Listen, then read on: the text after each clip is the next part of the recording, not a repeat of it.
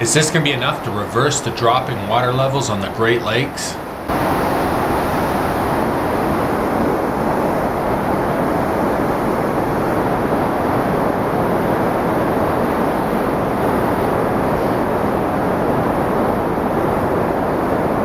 I'm going to talk about the dropping water levels on the Great Lakes, the scary dropping water levels on the Great Lakes. I have a couple of recordings that I did earlier, one as recently as a couple of weeks ago, just after Hurricane Sandy passed through the area, and that's where actually this footage was Port Severn, Block 45 of the Trent Severn Waterway.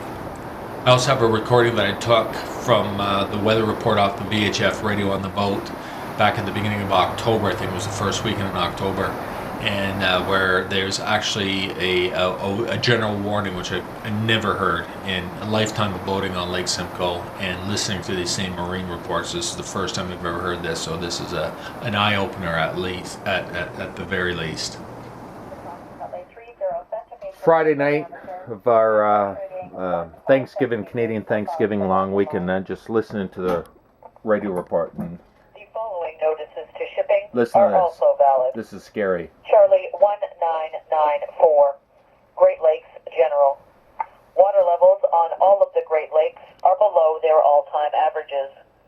The water levels are forecast to remain this way for the coming months. Mariners should exercise extreme caution throughout the entire system, especially during periods of strong winds when water levels could fall even further. Weekly water level bulletin for the week ending October 1. The latest weekly mean relative to chart datum for Lake Huron, taken at Goderich, 0.17 meters below chart datum. Wow. 17 meters below chart datum. That is insanity. Insane. Now the sad part about that report, as frightening as it sounds, is that the water levels have dropped quite a bit since. Now it has recently come back up a couple of centimeters, about 1.5 inches since Hurricane Sandy, but clearly that's not enough. Since that event about 2 weeks ago, we've had no rain whatsoever, a little bit of drizzle, that's it, and it's still pretty dry. So unless we get considerable precipitation in some form in the coming months, not only is it going to result in the water level still continuing to drop, it's going to hamper our plans to revisit beautiful Georgian Bay, which of course is part of Lake Huron, next summer. That's been our haunt for the last few years. It's great to travel from our home waters on Lake Simcoe. It's about a day-long trip. We usually take, split it up over a couple of days and head up there. But the problem is, where we enter onto Georgian Bay, it's a pretty shallow area that we have to go through. There's a couple of channels, and they've been blasted out, the rock's been blasted out, and so they're shallow to start with. At the end of our holidays last year, we were going through water. I think we were hitting the lowest was 3.8 feet below our keel. I still need about a foot, under the keel, so that the props don't clink those big sharp rocks. So let's say 2.5 feet that I need showing, or at least of clearance. The water's dropped over a foot since our holidays, and if they continue to drop, and if obviously if it's a wavy day or whatever, there's that one rock that we haven't passed over and necessarily noted and seen in the past, that could put a quick end to our summer holidays. So that's all in jeopardy, and it would be really sad if we're not able to go up there the coming year in 2013 season. So we're just gonna have to play that one by ear.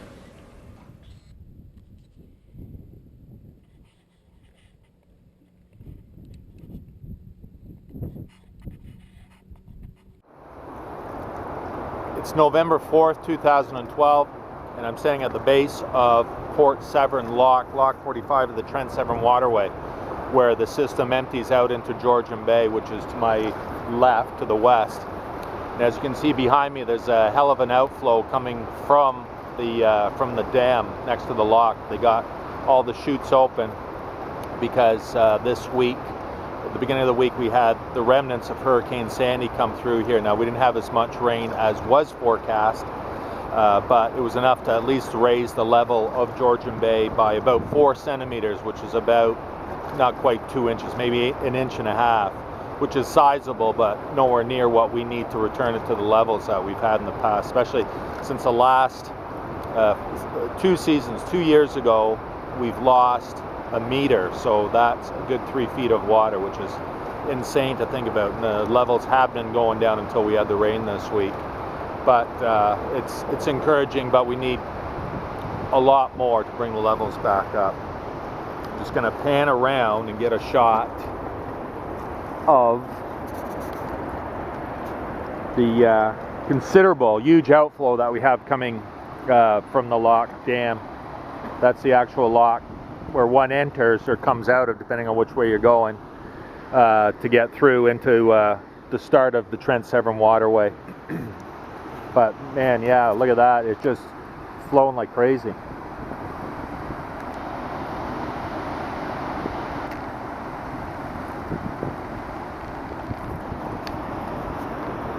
That would make this what I would say as unnavigable, the waters, with this much flow.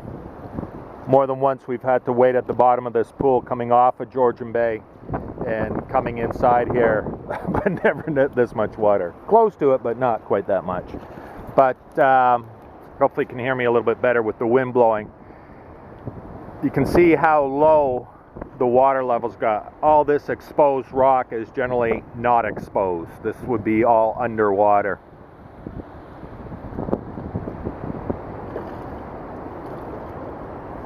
Scary proposition if that water level keeps falling. And this is the essence of boating in Georgian Bay. All this granite. Now this is all bust up. I don't know whether this was placed here, but these sharp rocks, these are the things that you want to avoid out in Georgian Bay. And with the lowering water levels, these things become more and more of a threat to us boaters.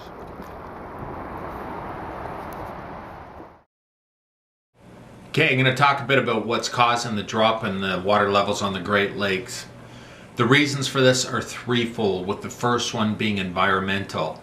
We've been experiencing near drought-like conditions over the last 2-3 years, and especially over the winter time, we're simply not getting the precipitation that we've had in the past, with minimal snowfalls, not a lot of rain through the summer. It may seem like that on the weekends, but it's not really happening, at least not to the extent that we used to. And that is obviously taken away from the replenishing of the surface water on the Great Lakes.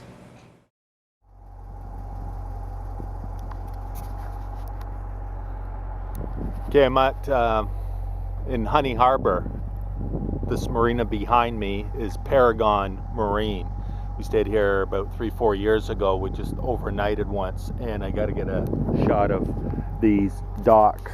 These one-time floating docks are basically out of the water. And look at this barge. Geez, he's right out of the water. Construction barge. A lot of the cottages around here are island based, and of course only water access, and so these guys, to do any sort of construction work or even delivering heavy stuff, they go by the barge. This guy ain't going nowhere.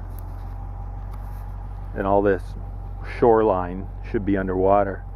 This bridge is going under a river which is not even navigable by a dinghy.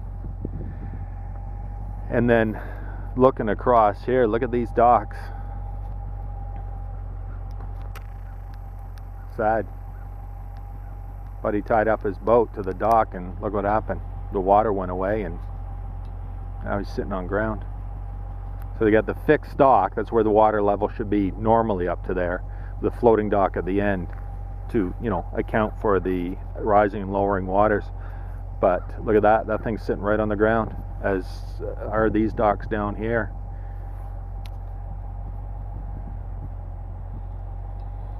Crazy.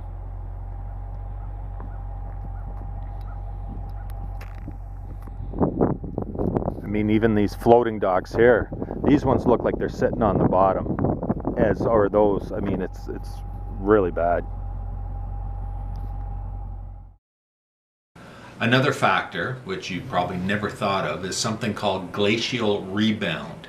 During the last ice age, 12, 13,000 years ago, the glaciers were about 1 to 2 miles thick in this area, and all that weight compressed the land, so much so that ever since they've dissipated, the ground is actually rebounding to the tune of about, I think, 2 to 3 inches every 100 years, which may not sound like a lot on the surface, no pun intended, but what's happening there is as the northern regions rebound up, it's causing the water clearly to flow southward from Lakes Michigan, Huron, and then down in towards Lake Erie, and then of course everything goes into Lake Ontario and then out to the Atlantic Ocean, the sea, which in of itself is something that has obviously been happening for the last few thousand years, but couple that with the drought-like conditions and you can see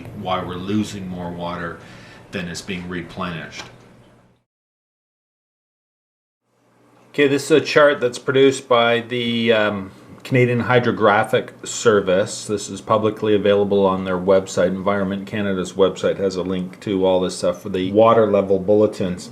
They're showing 2011 and then 12 and then predicted going into 2013. The red lines are showing the recorded highs for each month, and these blue lines are showing the recorded low. Sorry, this is the average, the mean water level, which means half of the readings are higher and half are lower, right? Okay, we all remember that from school.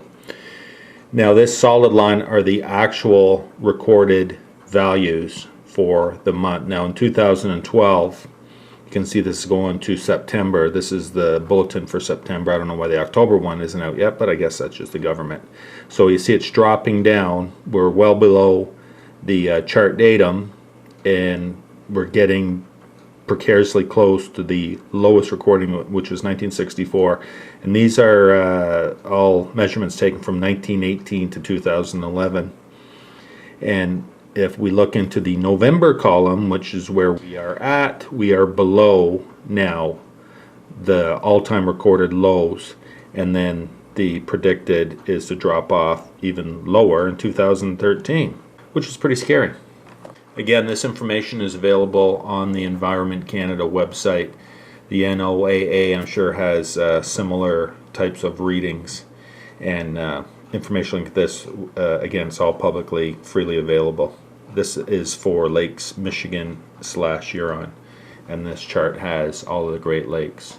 As you can see, there's Lake Superior, and then we get down into Lake St. Clair.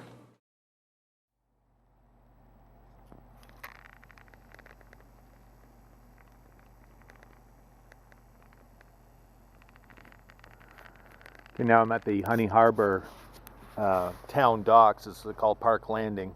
It's for boaters coming off the water. If they want to come in here, just tie up at the, it's like a municipal dock, just a small one, and go walk into town and do some shopping. Liquor store, of course, food, hardware store, and everything right across the store, so it's convenient, especially for, you know, smaller mid-sized boats coming in here. We've come in here by dinghy a number of times, but I got to show you again how pitifully low the water level is. Look at these floating docks, the once floating docks. I mean, you should be able to pull a 20-foot boat up into these things. Nothing but the weeds are taken over completely. They're growing farther and farther because it's land now. The docks are no longer floating. They're sitting on the bottom.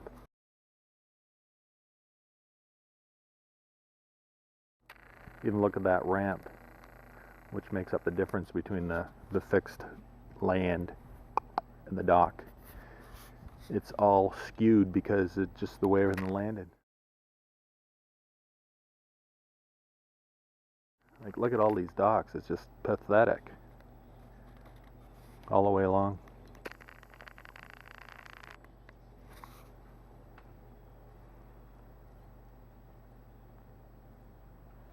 It's a lot of water gone.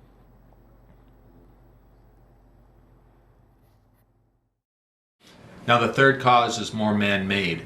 over 100 years ago, the St. Clair River was dredged out in the middle section of it so that ships could pass through there more freely. And subsequently, about every 20 years, it has been re-dredged to make it deeper and wider, clearly for larger and larger ships, Great Lakes ships, to pass through there. And the last major dredging was in 1964. And what happened as a result of that, with greater water flowing through there, it became self-perpetuating. As more water flowed through, it was actually leading towards an effect which is called scouring, which it's been digging up naturally. The water's been just digging a deeper path through the St. Clair River, and then exacerbating the water loss by allowing greater flows of water. And it's allowing far greater water to flow down the St. Clair River than was originally envisioned or intended. Now, the interesting side to that story is that the American and Canadian governments, federal governments, who hold jurisdiction over that because it is a border waterway, the St. Clair River, the international border between Canada and the United States runs right through the middle of it, as does all the water from the northern Great Lakes. Anyways, there's mechanisms in place. When the last bit of dredging was done, it was agreed that if the water depth got any deeper than what they had initially dredged it out to be, that they would be able to, it would be obliged to reverse that, however physically that they would be able to do it. Now, obviously nobody's picked it up and run with that because nothing's been done and we're still losing water. That's government for you. The problem that they have there is that there are so many different interests involved, both where the water's being lost from as well as where the water's going to, because remember, all that water flows down from Lake Superior, Lake Huron, Lake Michigan, at least the great majority of it, flows down into Lake Erie and then into Lake Ontario and then down the St. Lawrence Seaway and then out to the Atlantic Ocean. So you can imagine, between all the municipalities that border onto the waterways of all these Great Lakes and all of the different political jurisdictions that are involved in this and the decision making and the planning or the lack thereof, and throw that into that mix, you have the province of Ontario plus to a lesser extent the province of Quebec, because the St. Lawrence Seaway flows by its front door, and then all states that are bordering on there as well, and then 2 federal governments besides. So clearly nobody's going to come to any quick decisions and conclusions as to what should be done about this. Okay, this is at Nautilus Marina in Honey Harbor. We stayed here 2 years in a row when we had our 30-foot Sea Ray, the 300 Sundancer, and we were right about in that spot where that blue sister ship sitting right there in that spot. And I know I got a bunch of still pictures from about this vantage, which I'm going to compare now to what it was back. That would have been 09, I guess, 2009, 2008, 2009, versus today in 2012. You can really see the water, the lines along the shoreline there on the rock, the stains where it shows where the water line used to be.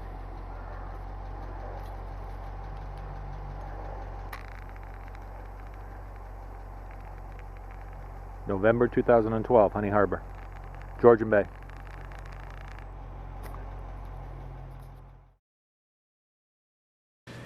Anyways, I hope you found this interesting and somewhat educational. I absolutely welcome your comments, your feedback.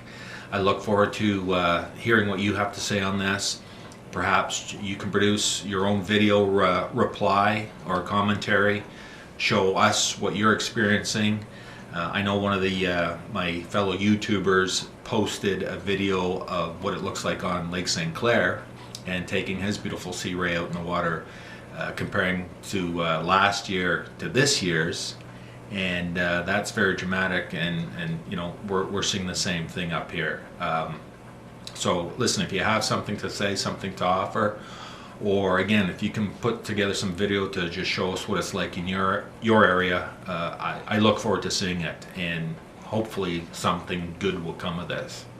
So yeah, let's get on that, and happy boating.